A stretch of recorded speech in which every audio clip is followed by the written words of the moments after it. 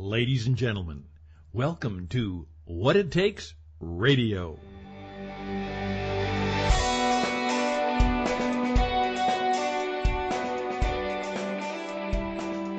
Yes, indeed. This is What It Takes Radio for 10 minutes of clarity. We take a little time out on Tuesdays and Thursdays of the busy work week just to give you an idea, something to think about that might make what you are supposed to do and what you maybe are trying to become just a little clearer.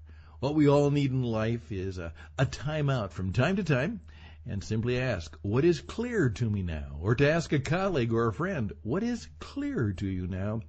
And for us to walk deep inside of our own heart, mind, and spirit sometime and say, what is clear to me now and what should I do about it?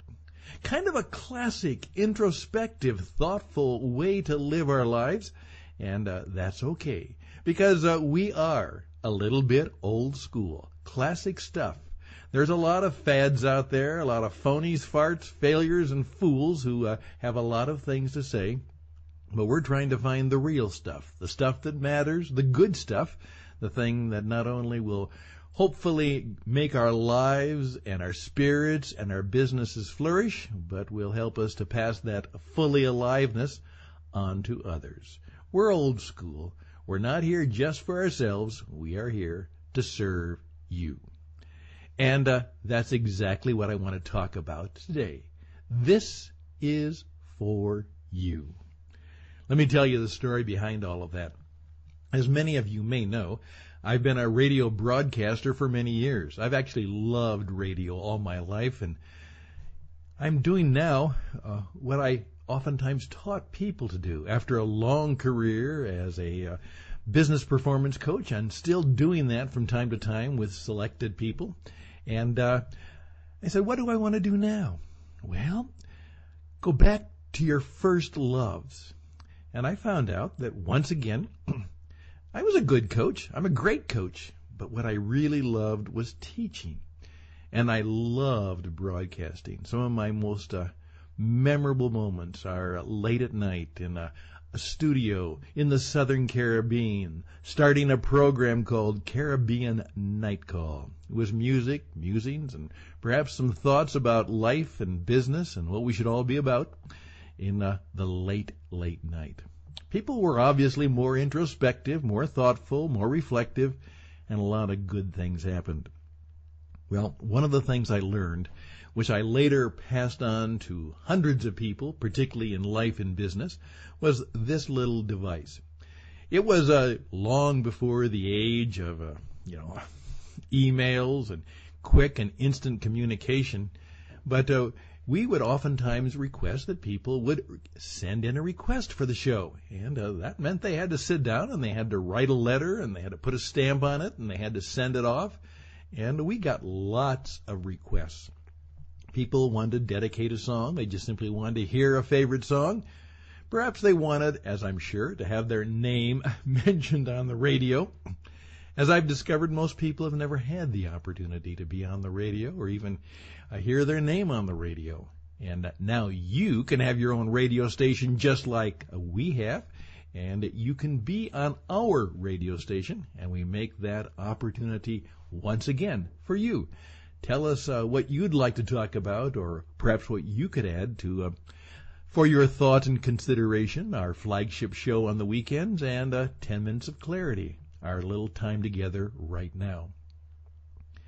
What I would oftentimes do is I would take the letter and I would simply say something like this. Hey, this evening on Caribbean Night Call, we've got a request. This is from Sarah in Jamaica. And Sarah liked the program, and she particularly likes to think about some of the things that we're talking about, and she'd like us to play one of her favorite songs. And then I would mention the name of the song, and then I would have a deep pause, and I would simply say something like this. Sarah in Jamaica, this is for you. This is for you. And what I discovered is that people loved that.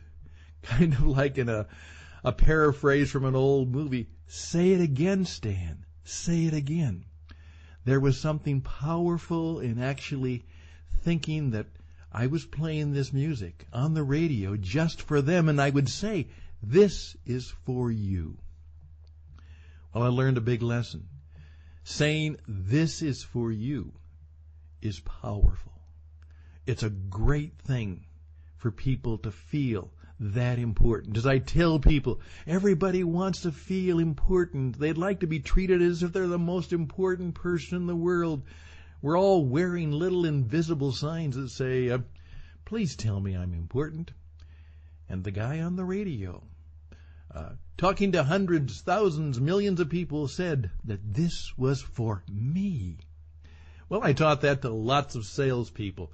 When you deliver a life insurance policy, say, this is for you. When you give a gift or you bring a product, you smile, look them straight in the eye and say, this is for you. Let me tell you, there are no magic words in the universe, but there are a lot of very good words and great words, and part of what we're going to do is learn some of those powerful words that not only can move people's minds, perhaps their hearts and spirits. Words matter. We're told even in Scripture that what happened is words become flesh. That's the deal. It's when words are heard, when words are incarnated in a person, they have great power. Words sitting on a piece of paper, not so much, but words do matter, and all words are important. And so may I encourage you, this is an important 10 minutes of clarity. Start thinking about when and how you can say, this is for you. I got this just for you. We put this product, this proposal together just for you. You know, we don't do anything off the shelf. This is for you. Some of you know that I have some hobbies like I love to make custom pens. I take scrap wood and scrap countertops and buy a little kit and go out to the mill and do out the lathe and make pens. They're beautiful. And they don't cost me very much, but they obviously represent. I've had someone said, well, I bought a pen like this at a shop in New York City and it was over $500. And I said, well, I didn't pay anywhere near that much. And they said, well, how much? And I said, I think the $5 was the parts and the kit stuff, but yeah, it's worth a lot more. And as they admired it, I then said, would you like it? And they said, oh, it's beautiful. And I just simply smiled and said, well, then you can have it. This is for you. This is for you. All right, time out. We've got about a minute to go on 10 Minutes of Clarity. How can you right now start to take the power of that expression and take my story into your story and into your own life and begin to say and begin to demonstrate and begin to live out the power of the words that I learned on late night radio that touch people's hearts, minds, and spirit when I would simply pause and say, this is for you. And you know what? This program is for you. When I sit down and put this together, I'm thinking about you. Not necessarily about my topic or what I want to say, but how can I help you? How can I help you do what it takes to be more fully alive, more connected to things that you love, and perhaps to have the kind of life and business that you love too. A life that God gives you, which is good, and just for you. He made nobody just like you, and everything He gives is for you. Indeed, life is for you. All the best and blessings. I'm Stan Houston. Hope you'll join us again for another Take a Time Out for 10 Minutes of Clarity on What It Takes Radio. Until next time, bye for now.